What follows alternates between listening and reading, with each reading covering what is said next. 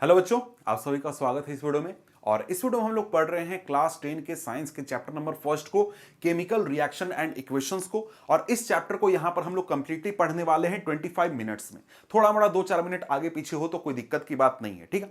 तो यहां पर देखिए, इस चैप्टर को हम लोग क्या करेंगे, एक तरीके से रिवीजन करने का कोशिश करेंगे कि पूरा चैप्टर हम लोग का जो है समरी के रूप में रिवाइज हो जाए। लेकिन यहां पर कोई भी पॉइंट हम लोग छोड़ेंगे नहीं, सारे पॉइंट्स को यहां पर हम लोग कवर करने वाले हैं और पढ़ने वाले हैं, ठीक है। अब इस चैप्टर को अगर आप लोग एनसीईआरटी बुक से लाइन बाय लाइन एक्सप्लेनेशन के साथ पढ़ना चाहते हैं, डिटेल्ड एक्सप्लेनेशन के साथ, प्रीवियस ईयर क्वेश्चंस के साथ, तो उस वीडियो का लिंक नीचे डिस्क्रिप्शन में है, वहां से जाकर के उस वीडियो को आप लोग देख सकते हैं। इस चैप्टर की शुरुआत होती है केमिकल चेंज और फिजिकल चेंज के साथ। केमिकल चेंज क्या होता है, फिजिकल चेंज क्या होता है, यह आपको पता होगा। फिजिकल चेंज में कोई भी सब्सटेंस है उसके फिजिकल प्रॉपर्टीज में हम लोग चेंज करते हैं, और केमिकल चेंज में कोई भी सब्सटेंस है उसके केमिकल प्रॉपर्टीज में चेंज हो जाती है। फिजिकल चेंज जब भी होता है तब ऑब्जेक्ट का या तो स्टेट ऑफ मैटर चेंज होगा या फिर उसका फिजिकल लेंथ, ब्रेथ वगैरह, सब शेप, साइज चेंज होगा। जैसे आइस है, सॉलिड था, ये मिल्ट हो गया तो क्या बन गया, ये हमारा लिक्विड बन गया, ठीक है। इसी प्रकार से ये यहां पर वाटर है, इसको बॉईल कर दिया तो ये लिक्विड था, क्या बन गया, गैस बन गया। यहां पर टमाटर, इसको चॉप कर दिया तो क्या हुआ, इसका शेप और साइज चेंज हो गया। पेपर को श्रेड कर दिया तो क्या हो गया, इसका शेप एंड साइज चेंज हो गया। तो क्या पेपर श्रेड करने से पहले क्या था, पेपर था। श्रेड करने के बाद क्या है, पेपर है। क्या इसमें कोई चेंज आ गया, नहीं, जो सब्सटेंस पहले था वही सब्सटेंस बाद में है। तो ऐसा ही होता है हमारे फिजिकल चेंज में। जब हमारे सामने आ जाता है केमिकल चेंज, तो केमिकल चेंज में हमें यह देखने को मिलता है कि केमिकल चेंज के दौरान जो सब्सटेंस है वो दूसरे सब्सटेंस में कन्वर्ट हो जाता है। जैसे ये आयरन है, जब आयरन रस्ट करेगा, उसमें रस्टिंग जब भी होगा तो वो आयरन एक नए सब्सटेंस में कन्वर्ट हो जाएगा, जिसकी नई प्रॉपर्टीज होंगी, नई केमिकल प्रॉपर्टीज होंगी, और वो पुराने सब्सटेंस से बिल्कुल अलग होगा। मतलब जो रस्ट है हमारे पास, ये रस्ट आयरन से बिल्कुल अलग होता है, उसकी केमिकल प्रॉपर्टीज बिल्कुल अलग होती हैं, बिल्कुल अलग बिहेव करता है। इसी प्रकार से कहीं पर भी अगर केमिकल चेंज होता है तो पुराना सब्सटेंस गायब हो जाता है और नए सब्सटेंस का फॉर्मेशन होता है, जिसकी नई केमिकल प्रॉपर्टीज होती है, नया बिहेवियर होता है, नया सब्सटेंस बनता है, ठीक है। तो फिजिकल चेंज और केमिकल चेंज के बारे में कुछ पॉइंट्स है, इनके बीच में डिफरेंस है, ये आप चाहें तो यहां पर नोट कर सकते हैं, ठीक है। इसके बाद आ जाते हैं हम लोग केमिकल रिएक्शन में। केमिकल रिएक्शन क्या है भाई, तो जो केमिकल चेंज हमने देखा, उसी केमिकल चेंज के प्रोसेस को हम लोग केमिकल रिएक्शन बोलते हैं। यानी कि यहां पर ये आयरन है, इस आयरन का रस्ट में कन्वर्जन का जो प्रोसेस है ना, वही हमारा हो जाएगा केमिकल रिएक्शन। यानी कि ये आयरन अपने एटमॉस्फेयर में प्रेजेंट वाटर मॉलिक्यूल्स, ऑक्सीजन के साथ रिएक्ट करेगा और क्या बना देगा, रस्ट बना देगा। तो ये जो प्रोसेस हुआ कन्वर्जन का, वही हमारा क्या हो गया, केमिकल रिएक्शन हो गया। यहां पर यही चीज लिखा गया है, द प्रोसेस। केमिकल रिएक्शन क्या है, एक प्रकार का प्रोसेस है। The process in which one or more substances are converted into new substances with new properties is called chemical reaction. क्या है, एक प्रकार का प्रोसेस है जिसमें कोई भी सब्सटेंस, एक या एक से ज्यादा सब्सटेंस नए सब्सटेंसेस में कन्वर्ट होते हैं, जिनकी नई प्रॉपर्टीज होती हैं, ठीक है। इसको इस प्रकार से भी लिख सकते हैं, the process in which during chemical change, chemical change के दौरान one or more substance leads to formation of, a नहीं होगा, सब्सटेंसेस विथ न्यू प्रॉपर्टीज, नए सब्सटेंस का फॉर्मेशन होता है, ठीक है। एग्जांपल के लिए, जब मैग्नीशियम ऑक्सीजन के साथ रिएक्ट करता है तो मैग्नीशियम ऑक्साइड का फॉर्मेशन करता है। यानी कि यहां पर हमारे पास Mg है, प्लस में O2 है, ये क्या बना देगा, MgO बना देगा। MgO एक नया सब्सटेंस है जिसका नया केमिकल प्रॉपर्टीज है। Mg और O2 दोनों से बिल्कुल अलग केमिकल प्रॉपर्टी है, ठीक है। तो ये हमारा एग्जांपल हो गया केमिकल रिएक्शन का। इसी प्रकार के कई सारे केमिकल रिएक्शन हमारे लाइफ में हमेशा होते रहते हैं। रस्टिंग हो गया, फर्मेंटेशन ऑफ ग्रेप हो गया, फूड का कुकिंग, जब हम घर में खाना पकाते हैं। इसके साथ ही डाइजेशन, फूड का डाइजेशन हमारे बॉडी में होता है, रेस्पिरेशन होता है। इन सब चीजों के दौरान क्या होता है, केमिकल रिएक्शन होता है। ये सब क्या है, केमिकल रिएक्शन के एग्जांपल हैं। इसके बाद आ जाता है characteristic of chemical reaction. Chemical reaction के क्या कैरेक्टरिस्टिक होते हैं, मतलब यहां पर क्या हुआ कि जब भी कहीं पर केमिकल रिएक्शन होगा तो वहां पर ये सारी चीजें होते हुए हमको दिखेंगी, या तो सारे के सारे साथ में होंगे या इनमें से एक दो चीजें हमको दिखेंगी। जैसे कि मैटर के स्टेट में चेंज हमें देखने को मिलेगा, यानी कि कोई सब्सटेंस सॉलिड में है, रिएक्शन के बाद वो क्या हो जाएगा, एक लिक्विड फॉर्म में आ जाएगा, या फिर वो गैस फॉर्म में आ जाएगा। या फिर कलर में हमें चेंज देखने को मिलेगा, कोई सब्सटेंस हमारे पास ब्लू है तो वो व्हाइट में कन्वर्ट हो जाएगा। जैसे एग्जांपल के लिए बताता हूं, फेरस सल्फेट क्रिस्टल होता है, FeSO4 7H2O, इसको जब हम लोग हीट करते हैं तो ये FeSO4 और साथ में 7H2O में टूट जाता है। FeSO4 7H2O क्या होता है, ब्लू होता है, और ये हमारा क्या होता है, FeSO4 व्हाइट हो जाता है। ठीक है, तो कलर में हमें चेंज देखने को मिलता है। इसी प्रकार से गैस का फॉर्मेशन होता है। जैसे एग्जांपल क्या, बहुत सिंपल सा एग्जांपल है कि भाई कोई भी चीज को बर्न करते हो तो उसमें CO2 गैस रिलीज होता है, हाइड्रोजन गैस रिलीज होता है, तो गैस रिलीज होता है, बहुत सिंपल सा चीज है। फिर हमारे पास आ जाता है क्या, टेम्परेचर चेंज हमें देखने को मिलता है। तो टेम्परेचर चेंज यानी कि या तो हमारा हीट रिलीज होगा, या फिर आसपास में ठंडक फैल जाएगी, या फिर कह सकते हैं कि आसपास के एनवायरनमेंट से वो रिएक्शन जो है वो हीट एनर्जी को एब्जॉर्ब करेगा। तो यहां पर हीट रिलीज हो रहा है रिएक्शन के दौरान, या फिर हीट एब्जॉर्ब हो रहा है। इस प्रकार से दो हमारे पास आ जाते हैं, दो टाइप्स ऑफ रिएक्शन आ जाते हैं। पहला होता है एक्सोथर्मिक रिएक्शन और दूसरा होता है एंडोथर्मिक रिएक्शन। एक्सोथर्मिक और एंडोथर्मिक रिएक्शन में क्या होगा, एक्सोथर्मिक वैसा रिएक्शन होगा जिस रिएक्शन के होने के दौरान हीट एनर्जी रिलीज होगी, उसको एक्सोथर्मिक रिएक्शन बोलते हैं। जैसे कि हमने अभी तुरंत क्या देखा था, हमने देखा था यहां पर कि जब हम लोग मैग्नीशियम को बर्न करते हैं, मैग्नीशियम को इस प्रकार से बर्न किया जाता है तो यहां पर काफी हीट एनर्जी रिलीज होती है, और साथ में यहां पर व्हाइट डैजलिंग फ्लेम भी हमें देखने को मिलता है। तो ये कैसा एग्जाम्पल है, ये एग्जाम्पल है हमारे एक्सोथर्मिक रिएक्शन का, क्योंकि यहां पर हीट एनर्जी रिलीज हो रहा है, हीट यहां पर रिलीज हो रहा है। उसी प्रकार से जब ऐसा रिएक्शन हो, जब हमको रिएक्शन करवाने के लिए बाहर से एनर्जी देनी पड़े, तो इस प्रकार के रिएक्शन को हम लोग एंडोथर्मिक रिएक्शन बोलते हैं। जैसे कि यहां देखो FeSO4 7H2O है, ये अपने फॉर्म में है, क्रिस्टल के फॉर्म में। अगर इसको बाहर से हम लोग हीट एनर्जी देंगे तब जाकर के ये FeSO4 और 7H2O में टूटेगा, नहीं तो ऐसे नहीं टूटेगा। जब तक एनर्जी नहीं दोगे तब तक ये नहीं टूटेगा, एनर्जी दोगे तब ये जाकर के रिएक्शन कंप्लीट होगा। समझ गए? तो ये कैसा रिएक्शन हो गया, ये हमारा एंडोथर्मिक रिएक्शन हो गया। और दूसरे भी एंडोथर्मिक रिएक्शन होते हैं, जैसे जो फोटोसिंथेसिस होता है, जिस प्रोसेस के जरिए प्लांट्स अपना भोजन बनाते हैं, वो क्या है, एंडोथर्मिक रिएक्शन है। इलेक्ट्रोलिसिस होता है, जो वाटर मॉलिक्यूल्स को हम लोग तोड़ते हैं हाइड्रोजन ऑक्सीजन में, वो हमारा एंडोथर्मिक रिएक्शन है। एक्सोथर्मिक के कुछ एग्जांपल, नेचुरल गैस का बर्निंग, हाइड्रोजन का बर्निंग, रेस्पिरेशन हो गया, आयरन का रस्टिंग, ये सब क्या है, एक्सोथर्मिक रिएक्शन के एग्जांपल हैं। ठीक है, इसके बाद बात करें तो यहां पर हम लोग अब आ जाते हैं अगले टॉपिक पर, कि अगला टॉपिक यह है कि देखो जो हमारा केमिकल रिएक्शन है, इसको रिप्रेजेंट हम लोग करते हैं केमिकल इक्वेशन से।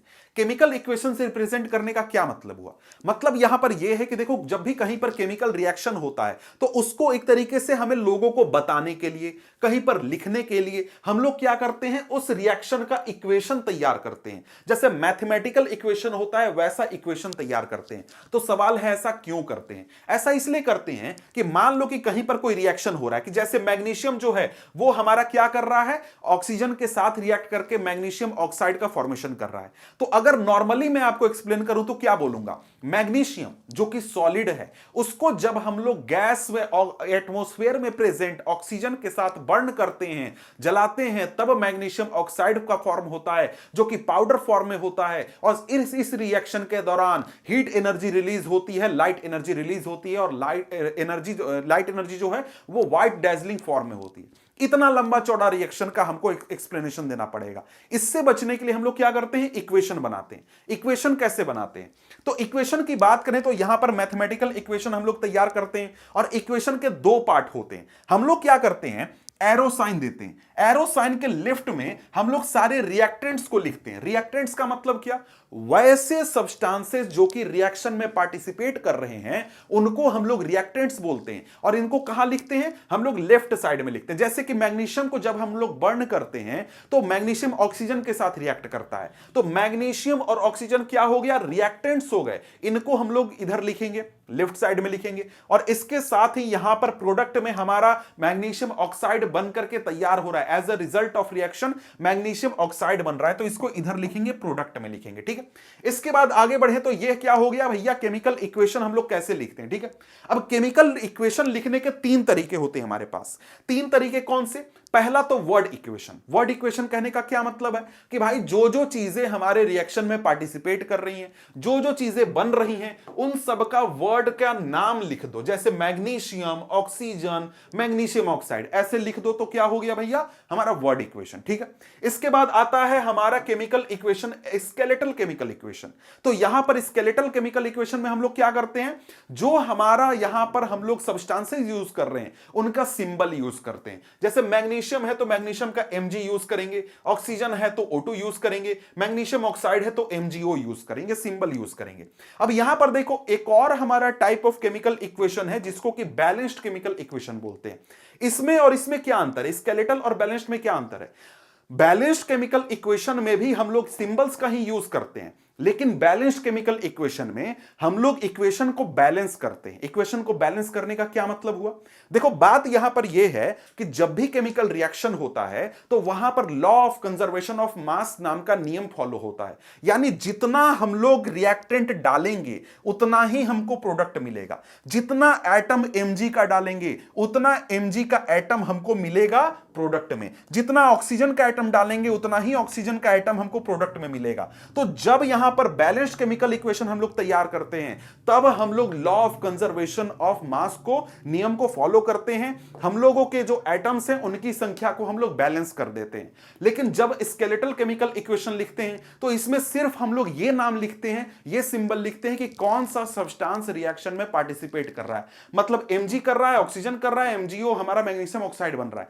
कितने एटम Mg के थे, कितने एटम ऑक्सीजन के थे, कितने एटम हमारा MgO बना, ये सब चीज यहां पर हम लोग नहीं लिखते हैं। ये हो गया हमारा स्केलेटल केमिकल इक्वेशन और साथ में नीचे हमारा बैलेंस्ड केमिकल इक्वेशन भी हो गया।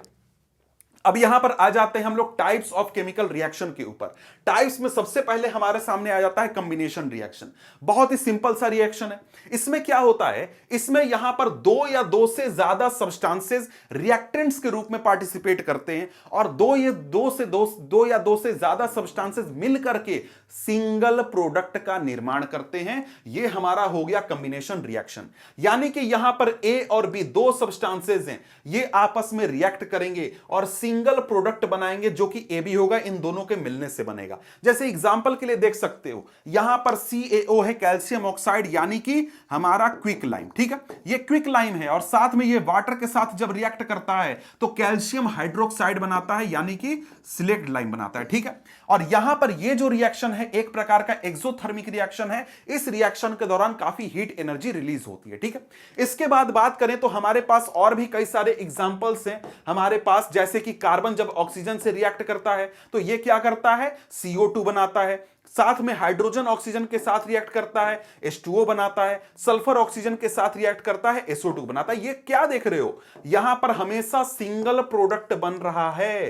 तो ये क्या है, ये हमारा एग्जाम्पल है कॉम्बिनेशन रिएक्शन का। ठीक है, अब इस रिएक्शन के बाद आ जाते हैं हम लोग डिकम्पोजिशन रिएक्शन के ऊपर। डिकम्पोजिशन रिएक्शन हमारा कॉम्बिनेशन रिएक्शन का बिल्कुल उल्टा होता है, एकदम अपोजिट होता है। तो इसमें क्या होता है, इसमें हमारा सिंगल रिएक्टेंट होता है और सिंगल रिएक्टेंट जो है टूट करके एक से ज्यादा सब्सटेंसेस को फॉर्म करता है। जैसे कि AB सिंगल रिएक्टेंट है, ये टूट करके यहां पर दो सब्सटेंसेस बना रहा है, दो प्रोडक्ट बना रहा है। बिल्कुल कॉम्बिनेशन का उल्टा हुआ। तो यहां पर हमारा डिकम्पोजिशन रिएक्शन क्या हुआ, एक रिएक्टेंट और एक से ज्यादा प्रोडक्ट। ठीक है, एग्जांपल देख लो, AgCl क्या है, यहां पर AgCl है, इसमें हमने क्या किया, सनलाइट दिया और सनलाइट के प्रेजेंस में ये हमारा सिल्वर और क्लोरीन में टूट जाता है। ठीक है, अब यहां पर देखो जो डिकम्पोजिशन रिएक्शन होता है ये तीन प्रकार का होता है। तीन प्रकार का कौन कौन सा, सबसे पहला थर्मल डिकम्पोजिशन, दूसरा इलेक्ट्रोलिटिक डिकम्पोजिशन और तीसरा फोटो डिकम्पोजिशन। इन तीनों में क्या अंतर है,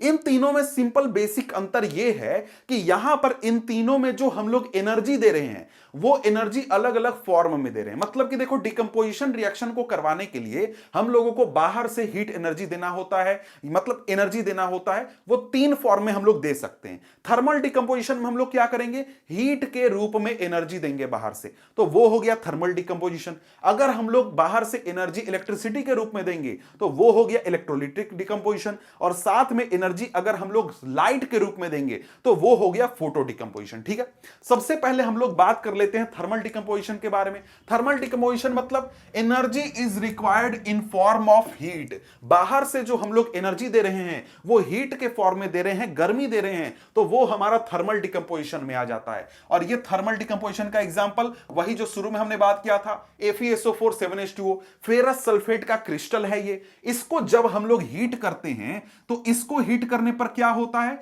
ये टूट जाता है फेरस सल्फेट और साथ में वाटर मॉलिक्यूल्स में, और ये फेरस सल्फेट हमारा व्हाइट कलर का हो जाता है और फेरस सल्फेट क्रिस्टल हमारा ब्लू कलर का होता है। ठीक है, तो यहां पर ये हमारा हो गया। अब इस फेरस सल्फेट को और भी अगर हम लोग हीट करेंगे, और ज्यादा हीट करेंगे, तो ये फेरस सल्फेट जो है Fe2O3SO2 और साथ में SO3 में टूट जाता है। यानी कि यहां पर ये फेरिक ऑक्साइड, सल्फर डाइऑक्साइड और सल्फर ट्राइऑक्साइड में टूट जाता है। ठीक है, अब यहां पर देखो इसी के साथ साथ एक और हमारा रिएक्शन है थर्मल डिकम्पोजिशन का, ये लीड नाइट्रेट है, PbNO3 का होल 2 है। इसको जब हम लोग हीट करते हैं तो लीड ऑक्साइड और साथ में नाइट्रोजन डाइऑक्साइड में टूट जाता है और साथ में ऑक्सीजन यहां पर बनता है। ये जो हमारा लीड ऑक्साइड है ये येलो कलर का सब्सटेंस होता है, प्रेसिपिटेट के रूप में नीचे बैठ जाता है। नाइट्रोजन डाइऑक्साइड जो है ये ब्राउन फ्यूम्स होता है, ब्राउन गैस होता है। ठीक है, और साथ में ऑक्सीजन हमारा गैस के रूप में रिलीज होता है। ठीक है, अब यहां पर देखो हमारा थर्मल हो गया। अब आ गए हम लोग इलेक्ट्रोलिटिक डिकम्पोजिशन में। यह बहुत ही सिंपल सा चीज है, जब भी हम लोग इलेक्ट्रिसिटी के जरिए डिकम्पोजिशन करवाएंगे तो वो हमारा इलेक्ट्रोलिटिक डिकम्पोजिशन हो गया। यहां पर ये देख रहे हो ये इलेक्ट्रोलिसिस है। इसमें हम लोग क्या कर रहे हैं, इसमें हम लोग वाटर के जरिए इलेक्ट्रिसिटी पास करा रहे हैं और यहां पर वाटर मॉलिक्यूल जो है ये हाइड्रोजन और ऑक्सीजन में टूट जा रहा है। तो ये क्या हुआ भैया, हमारा इलेक्ट्रोलिटिक डिकम्पोजिशन हो गया। ठीक है, इसके बाद आ जाता है फोटो डिकम्पोजिशन। फोटो डिकम्पोजिशन का मतलब क्या हुआ, मतलब जो एनर्जी हम लोग दे रहे हैं वो लाइट के फॉर्म में दे रहे हैं। यही चीज कहता है photo decomposition reaction is a chemical reaction that occurs when a compound is broken down by photons और लाइट। यानी कि लाइट या फिर फोटोन्स की मदद से जब किसी कंपाउंड को हम लोग तोड़ते हैं तो उसको क्या बोलते हैं, उस रिएक्शन को फोटो डिकम्पोजिशन बोलते हैं। एग्जांपल के लिए यहां पर हमारा AgCl सिल्वर क्लोराइड है, इसको जब हम लोग इसके ऊपर सनलाइट जब पड़ता है तो यह हमारा सिल्वर और क्लोरीन गैस में टूट जाता है। हाइड्रोजन पेरोक्साइड है, यह वाटर और ऑक्सीजन गैस में टूट जाता है। ठीक है, इसके बाद ओजोन है, ओजोन के ऊपर जब यहां पर सनलाइट पड़ता है, यूवी रेस पड़ते हैं तो उससे क्या होता है, ये ऑक्सीजन एटम और डाई ऑक्सीजन में टूट जाता है। सिल्वर ब्रोमाइड के ऊपर जब सनलाइट पड़ता है तो ये सिल्वर मेटल और साथ में ब्रोमीन गैस में टूट जाता है। ये आपका हो गया फोटो डिकम्पोजिशन। कुछ और एग्जांपल है फोटो डिकम्पोजिशन के, जैसे कि सोडियम क्लोराइड जो है इसको हम लोग तोड़ते हैं इलेक्ट्रोलिसिस के जरिए, इलेक्ट्रिसिटी जब पास कराते हैं इसके सॉल्युबल फॉर्म में तो यहां पर ये सोडियम और क्लोरीन में टूट जाता है। हाइड्रोजन पेरोक्साइड है, इसको ब्रोक डाउन करते हैं हीट एनर्जी की मदद से तो ये H2O और O2 में टूट जाता है। इसके साथ ही कैल्शियम कार्बोनेट को जब हम लोग हीट करते हैं CaCO3 ये CaOH और CO2 के रूप में टूट जाता है। ठीक है, यहां पर डिकम्पोजिशन हो जाता है। ठीक है, इसके बाद आ जाता है अगला हमारा डिस्प्लेसमेंट रिएक्शन। ये क्या है भाई, बहुत ही सिंपल सा चीज है। यहां पर क्या है कि यहां पर कुछ सब्सटेंसेस होते हैं जो कि ज्यादा रिएक्टिव होते हैं। जैसे कि यहां पर देखो ये हमारे पास क्या है, एक हमारे पास टेबल है, इसमें ऊपर की ओर जो सब्सटेंस देख रहे हो ये ज्यादा रिएक्टिव है और नीचे जो सब्सटेंस देख रहे हो ये कम रिएक्टिव है। ये जनरली मेटल्स की बात हो रही है। ठीक है, तो ये ऊपर जो है ये ज्यादा रिएक्टिव है, ये ज्यादा रिएक्टिव मेटल्स हैं और नीचे जो है ये कम रिएक्टिव मेटल्स हैं। तो क्या होता है कि जब भी यहां पर एक ऐसे सब्सटेंस का, जैसे कि एग्जांपल के लिए यहां पर मान लो कि हमारा आयरन है, आयरन को जब हम लोग किसी दूसरे सब्सटेंस के कंपाउंड से, जैसे कि मान लो यहां पर हम लोग कॉपर के कंपाउंड से जब रिएक्ट कराएंगे तो वो क्या करेगा, आयरन क्या करेगा, कॉपर को रिप्लेस कर देगा। यही चीज reaction in which more reactive element displaces or removes another element from its compound are called displacement reaction। यहां पर क्या है, कॉपर का कंपाउंड है CuSO4 है। ठीक है, और यहां पर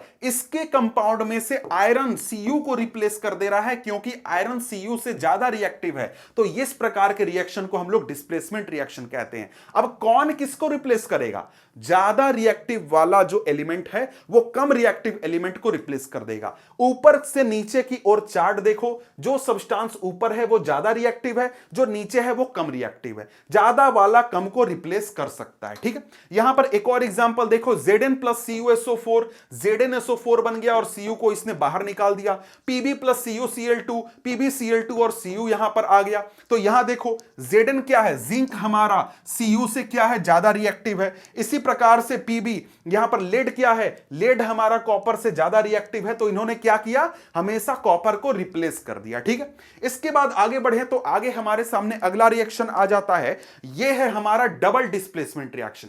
डबल डिस्प्लेसमेंट रिएक्शन में क्या है भाई, यहां पर क्या होता है कि दो सब्सटेंसेस आपस में रिएक्ट करते हैं, दो कंपाउंड आपस में रिएक्ट करते हैं और उन कंपाउंड्स के जो आयंस हैं वो अपने पोजीशन को चेंज कर लेते हैं। जैसे यहां पर क्या है, इस रिएक्शन में देखो, यहां पर हमारे पास एक सब्सटेंस है Na2SO4 और दूसरा सब्सटेंस है BaCl2। इसमें एक आयन है Na2 और दूसरा आयन है SO4। यहां पर एक आयन है Ba और दूसरा आयन है Cl2। तो ये दोनों क्या करेंगे, एक दूसरे के जगह को एक्सचेंज कर लेंगे। जैसे होता है ना कि आप क्लास में बैठे हो, आपका दोस्त कहीं बैठा बोलता है यार तू मेरी सीट पर आ जा, मैं तेरी सीट पर चला जाता हूं, आप लोग अपना सीट एक्सचेंज कर लेते हो। तो यही चीज यहां पर होगा, Na2 क्या करेगा, Ba के जगह पर चला जाएगा और यहां पर Ba जो है Na2 के जगह पर चला जाएगा। तो Na2SO4 क्या बन गया, BaSO4 बन गया और BaCl2 क्या बन गया, NaCl बन गया। इस प्रकार का रिएक्शन होता है। तो यहां पर हमारा जो BaSO4 है ये एक प्रकार से हमारा प्रेसिपिटेट के रूप में नीचे बैठ जाता है। ठीक है,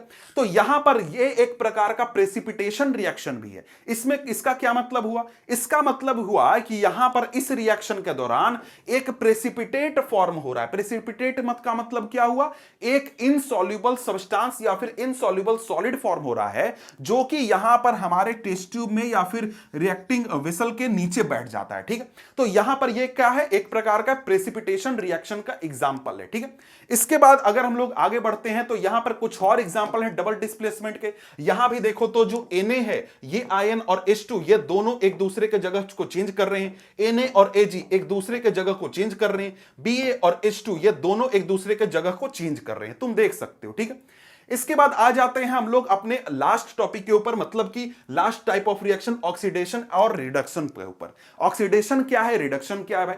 ऑक्सीडेशन का मतलब हुआ ऐसा रिएक्शन जिसमें कोई भी सब्सटेंस अगर ऑक्सीजन गेन कर रहा है या फिर हाइड्रोजन लूज कर रहा है तो उसको बोलेंगे कि भाई क्या हो रहा है, ऑक्सीडेशन हो रहा है। जैसे यहां पर देखो, यहां पर हमारा क्या हो रहा है, Cu है और साथ में ये ऑक्सीजन के साथ रिएक्ट करता है, क्या बन गया, CuO बन गया। Cu के पास ऑक्सीजन नहीं था लेकिन अब ऑक्सीजन हो गया, तो Cu ने क्या किया, ऑक्सीजन गेन कर लिया, तो क्या हो गया, ऑक्सीडेशन हो गया। ठीक है, इसी प्रकार से यहां पर अगर हम लोग अगला देखें, रिडक्शन। रिडक्शन में क्या होगा, ऑक्सीडेशन का उल्टा। कोई सब्सटेंस अगर हाइड्रोजन गेन करेगा या फिर ऑक्सीजन लूज करेगा तो उसको हम लोग रिडक्शन रिएक्शन बोलेंगे। यहां पर क्या है, CuO है, यानी ऑक्सीजन है इसमें और इस ऑक्सीजन, ये ऑक्सीजन यहां से जब हट गया और Cu अकेले हो गया तो यहां पर क्या हुआ, लॉस ऑफ ऑक्सीजन हुआ और ये क्या हो गया, रिडक्शन रिएक्शन हो गया। ऑक्सीडेशन में क्या होगा, ऑक्सीजन गेन होगा, हाइड्रोजन लूज करेगा, और रिडक्शन में क्या होगा, हाइड्रोजन गेन करेगा, ऑक्सीजन लूज करेगा। समझ गए बात को। अब यहां पर आगे बढ़े तो यहां पर आगे आ जाता है रिडॉक्स रिएक्शन। रिडॉक्स रिएक्शन में क्या होता है भाई, रिडॉक्स रिएक्शन में ऑक्सीडेशन रिएक्शन और रिडक्शन रिएक्शन एक साथ होता है। जब दोनों रिएक्शन एक साथ होंगे तब हम बोलेंगे कि भैया रिडॉक्स रिएक्शन हो रहा है या फिर ऑक्सीडेशन रिडक्शन रिएक्शन हो रहा है। जैसे यहां पर देखो हमारा CuO है, ये क्या हुआ, ऑक्सीजन इससे हट गया और Cu बन गया, तो ऑक्सीजन लूज किया, मतलब क्या हुआ, यहां पर रिडक्शन हो गया। वहीं H2 है, इसके पास ऑक्सीजन नहीं है लेकिन यहां पर रिएक्शन के बाद इसको ऑक्सीजन मिल गया, तो क्या हुआ, ऑक्सीडेशन हुआ। तो यहां पर ये दोनों रिएक्शन एक साथ हो रहे हैं, ऑक्सीडेशन रिडक्शन एक साथ हो रहे हैं, इसलिए इसको क्या बोलते हैं हम लोग, रिडॉक्स रिएक्शन बोलते हैं। यहां भी नीचे देखो, यहां पर हमारे पास क्या है, CO है, सब्सटेंस क्या है, CO है, और यहां यहां पर इसके बाद रिएक्शन के बाद CO2 हो गया, एक्स्ट्रा ऑक्सीजन इसमें जुड़ गया, तो यहां पर क्या हो गया, ऑक्सीडेशन। इसी प्रकार से यहां पर Fe2O3 था, Fe2O3 में ऑक्सीजन है या नहीं है, ऑक्सीजन है, तो यहां पर रिएक्शन के बाद ऑक्सीजन इससे गायब हो गया, Fe अकेले बच गया, तो क्या हुआ, लॉस ऑफ ऑक्सीजन, यानी कि हमारा रिडक्शन हो गया। ऑक्सीडेशन रिडक्शन जब एक साथ होगा तो क्या बोलेंगे, हम लोग बोलेंगे कि रिडॉक्स रिएक्शन हो रहा है, ठीक है। अब यहां पर ऑक्सीडाइजिंग एजेंट आ जाता है और रिड्यूसिंग एजेंट आ जाता है। ऑक्सीडाइजिंग एजेंट कहने का मतलब क्या हुआ, मतलब वैसा सब्सटेंस जो कि दूसरे को ऑक्सीडेशन कराने में मदद करे। इसका क्या मतलब हुआ, मतलब कि वैसा सब्सटेंस जो कि ऑक्सीजन दे दे दूसरे को, वो क्या करेगा, ऑक्सीडाइजिंग एजेंट होगा। यहां पर ऑक्सीडेशन किसका हो रहा है, CO का ऑक्सीडेशन हो रहा है CO2 में, ठीक है भाई। तो यहां पर ऑक्सीडेशन होने के लिए इसको ऑक्सीजन कहां से मिल रहा है, तो Fe2O3 ऑक्सीजन लूज कर रहा है, तभी तो CO2 को मिल रहा है ना। तो Fe2O3 इसको ऑक्सीडेशन कराने में मदद कर रहा है, इसलिए ये क्या है, ऑक्सीडाइजिंग एजेंट है। क्यों, क्योंकि ये अपना ऑक्सीजन इसको दे रहा है, तो ये क्या हो गया, ऑक्सीडाइजिंग एजेंट हो गया, ठीक है। अब इसके बाद रिड्यूसिंग एजेंट क्या है, ऐसा सब्सटेंस जो कि हाइड्रोजन दे दे या ऑक्सीजन दूसरे से ले ले, वो क्या होता है, वो हमारा होता है रिड्यूसिंग एजेंट। अब यहां पर ये रिडक्शन हो रहा है, ठीक है भाई, Fe2O3 रिडक्शन हो रहा है, इसको क्या करना है, ऑक्सीजन हटेगा तभी तो रिडक्शन होगा। ऑक्सीजन हट कहां रहा है, जाकर के CO में चिपक जा रहा है, तो इसको रिडक्शन कराने में कौन मदद कर रहा है, CO मदद कर रहा है, तो ये क्या हो गया, ये रिड्यूसिंग एजेंट हो गया, ठीक है। अब इसके बाद यहां पर बात करें तो इसका एक और तरीके से यही चीज बताता है कि it is the substance which is reduced, जो रिड्यूस होगा खुद और दूसरे को ऑक्सीडाइज कराएगा, वो क्या होगा, ऑक्सीडाइजिंग एजेंट, और जो खुद ऑक्सीडाइज होगा और दूसरे को रिड्यूस कराएगा, वो क्या होगा, रिड्यूसिंग एजेंट, ठीक है। तो ये चीज आप यहां पर समझ गए। इसके बाद बात करें तो इफेक्ट ऑफ ऑक्सीडेशन में हम लोग देखते हैं कोरोजन।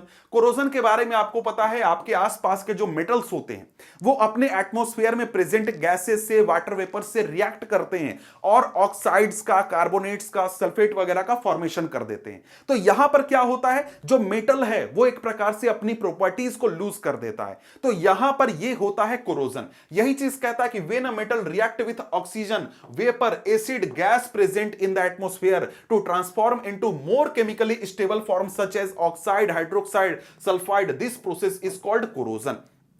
एग्जाम्पल में जैसे कि सिल्वर है, वो हाइड्रोजन सल्फाइड और ऑक्सीजन के साथ रिएक्ट करके सिल्वर सल्फाइड फॉर्मेशन करता है। इसी के बाद साथ कॉपर है, वो H2O, वाटर, CO2 और ऑक्सीजन के साथ यहां पर रिएक्शन करके हाइड्रोक्साइड का फॉर्मेशन करता है। अब यहां पर ये आपका हो गया कोरोजन। अब इसके बाद आ जाता है रस्टिंग। रस्टिंग क्या है भाई, जब आयरन में कोरोजन होता है, जब आयरन एटमॉस्फेयर में प्रेजेंट ऑक्सीजन के साथ और मॉइस्चर के साथ रिएक्ट करता है और जो रेड सब्सटेंस का फॉर्मेशन करता है, जिसको कि रस्ट बोलते हैं, इसी प्रोसेस को हम लोग रस्टिंग बोलते हैं, ठीक है।